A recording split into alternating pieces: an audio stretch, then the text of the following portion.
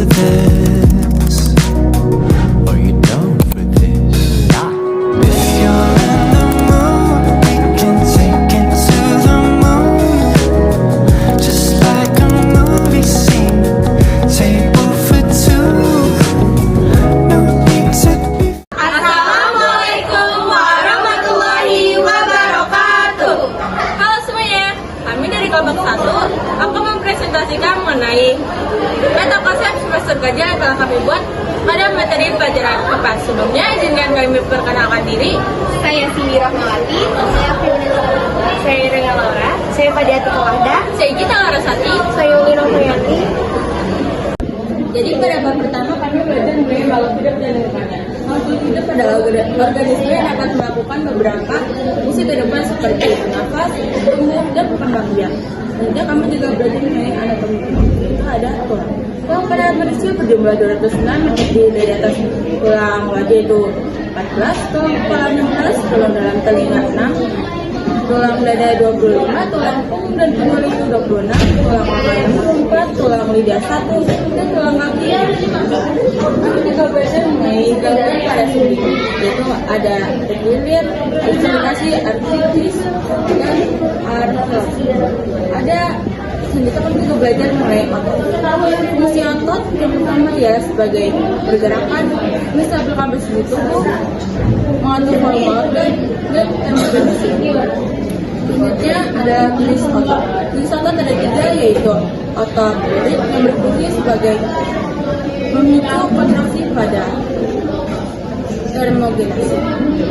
Selanjutnya ada otot polos yang berfungsi untuk membantu mengolah pencernaan makanan hingga membantu aliran darah. Juga ada otot jantung. Otot jantung berfungsi untuk memompa darah menuju jantung dan sebaliknya. Kami juga belajar tentang abiotik dan biotik. Abiotik adalah makhluk hidup yang terdiri dari atas tumbuhan, hewan, manusia, bakteri, dan nyamuk. Sedangkan biotik yaitu makhluk hidup seperti air, tanah, cahaya, dan suhu. Materi yang kedua yaitu zat dan perubahannya. Apa sih zat itu? Jadi zat adalah bahan dasar yang memiliki massa dan volume serta tersusun dari atom atau molekul. Zat bisa berupa zat unsur, zat senyawa, dan zat campuran. Yang pertama zat unsur. Zat unsur adalah zat yang terdiri dari satu jenis atom saja dan tidak dapat diuraikan lagi menjadi zat yang lebih sederhana melalui reaksi kimia. Yang kedua zat senyawa. Zat senyawa adalah zat yang terbentuk dari 2 atau lebih unsur yang berbeda yang terikat secara kimia dalam perbandingan tertentu dan memiliki sifat berbeda dari unsur-unsurnya. Yang ketiga zat campuran. Zat campuran yaitu gabungan dari 2 atau lebih zat yang tidak terikat secara kimia sehingga masing-masing zat penyusunnya tetap mempertahankan sifat aslinya. Nah, lalu di sini ada juga perubahan zat. Ada 2 yaitu yang pertama perubahan fisika dan yang kedua perubahan kimia. Yang pertama perubahan fisika yaitu perubahan yang hanya memengaruhi sifat suatu zat tanpa mengubah komposisi kimianya. Contohnya lilin yang dipanaskan lalu meleleh. Yang kedua garam atau gula yang dilarutkan di dalam air. Dan yang ketiga kertas yang dipotong kecil. Selanjutnya perubahan kimia yaitu perubahan yang menghasilkan zat baru dengan komposisi dan sifat berbeda. Contohnya yang pertama kertas yang dibakar lalu menjadi abu. Yang kedua kayu yang dibakar lalu menjadi arang. Dan yang terakhir adalah tisu yang dibakar lalu menjadi abu. Oke, yang ketiga adalah energi dan perubahannya. Pengertian energi. Energi adalah kemampuan untuk melakukan usaha kerja dan mengalami perubahan. Contoh perubahan energi. 1. Perubahan energi kimia menjadi energi listrik dan energi kinetik. Misalnya adalah batu baterai yang dipasangkan kepada robot untuk robotnya bergerak atau hidup. Yang kedua adalah perubahan energi listrik menjadi energi panas, yaitu adalah alat elektronik. Contohnya ada kompor listrik, oven, dan juga setrika. Dan terakhir ada perubahan energi listrik menjadi energi cahaya, yaitu lampu pijar atau senter. Selanjutnya, fungsi energi. Fungsi energi membantu makhluk hidup untuk beraktivitas. Manusia menggunakan energi untuk mempertahankan kelangsungan hidupnya. Untuk mempertahankan kelangsungan hidup, alam menyediakan banyak energi yang dapat dimanfaatkan. Contohnya, energi panas, matahari matahari, gelombang laut, dan masih banyak lagi. Selanjutnya, contoh bentuk-bentuk energi. Yang pertama, energi potensial. Yang kedua, energi kinetik. Yang ketiga, energi mekanik. Yang keempat, energi panas. Dan yang kelima, energi kimia.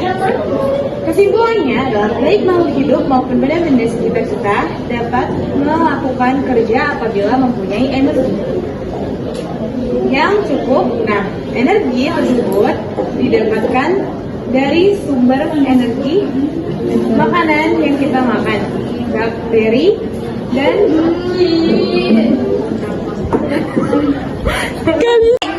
Baik, selanjutnya adalah kesimpulannya. Baik makhluk hidup maupun benda-benda sekitar kita dapat melakukan karena apabila mereka mempunyai energi yang cukup.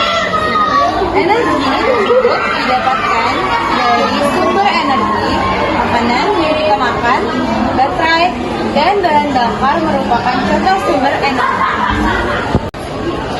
Materi selanjutnya yaitu bumi dan antariksa. Tata surya adalah kumpulan-kumpulan benda langit yang terdiri dari matahari, planet bagian luar, planet bagian dalam, komet, meteoroid, asteroid, dan satelit. Lapisan-lapisan bumi berdasarkan struktur bumi, lapisan bumi bisa dibagi menjadi 3, mulai dari dalam hingga bagian terluar. Lapisan-lapisan bumi tersebut ialah 1. Inti bumi atau yang disebut core, yang kedua selimut atau mantel bumi yang disebut mantel, yang ketiga kerak bumi atau disebut crust. Planet bagian dalam ada 2, 1 Merkurius dan yang kedua Venus. Merkurius adalah planet terdekat dengan bumi dan terdekat dengan matahari. Planet Merkurius yaitu planet terkecil. Planet ini disebut juga dengan bintang pagi atau bintang malam. Planet ini tidak memiliki satelit alami. Yang kedua yaitu Venus. Venus adalah planet yang ukurannya mirip dengan bumi, yaitu 0,815 massa bumi. Planet Venus memiliki atmosfer yang tebal dan mempunyai aktivitas geologi. Venus memiliki selimut kulit silikat yang tebal dan berinti besi, dan merupakan planet terpanas. Nah, lanjut. Yang ketiga ada bumi. Bumi adalah planet bagian dalam. Dan kita tahu kalau bumi adalah tempat manusia tinggal. Bumi terbuat dari batu dan tanpa kita sadari bumi berbentuk cair. Dan bumi membutuhkan 365 hari untuk mengelilingi matahari. Yang keempat, terakhir ada Mars. Mars adalah planet bagian dalam dan sedikit lebih kecil daripada bumi, tapi lebih jauh. Mars berwarna kemerahan, makanya disebut planet kemerahan. Dan lanjut, ada planet bagian luar. Pertama ada Jupiter. Jupiter adalah planet yang terbesar di tata surya. Dan Jupiter berada 5 kali lebih jauh dari matahari dibanding bumi. Dia membutuhkan waktu hampir 12 tahun untuk mengelilingi matahari. Dan kedua, ada Saturnus, terkenal dengan cincinnya. Dia urutan kedua dari tata surya, planet terbesar. Saturnus merupakan planet yang dikenal cincin yang lebih pasaran. Dan yang ketiga ada Uranus. Uranus adalah planet dengan massa 14 kali massa bumi yang dikategorikan sebagai planet yang paling ringan. Keempat, terakhir, Neptunus. Neptunus adalah planet yang terjauh dari matahari. Dan lanjut, ada lapisan udara yang menghubungi bumi. Pertama ada atmosfer, lapisan udara. Dan kedua ada hidrosfer yang biasanya ada di perairan. Yang ketiga adalah ada litosfer. Dan keempat biosfer. Nah, menurut Mr. Anies Rudin, MST menuliskan bahwa ada 7 lapisan bumi, antara lain lapisan atmosfer yang jenisnya troposfer, stratosfer, mesosfer, thermosfer, exosfer, lapisan atap dan mantel bumi, serta lapisan inti. Sekian dari presentasi saya kali ini. Terima kasih. Sekian presentasi kami mengenai peta konsep pada semester kajian pada pelajaran materi IPA. Wabillahi taufiq wal hidayah.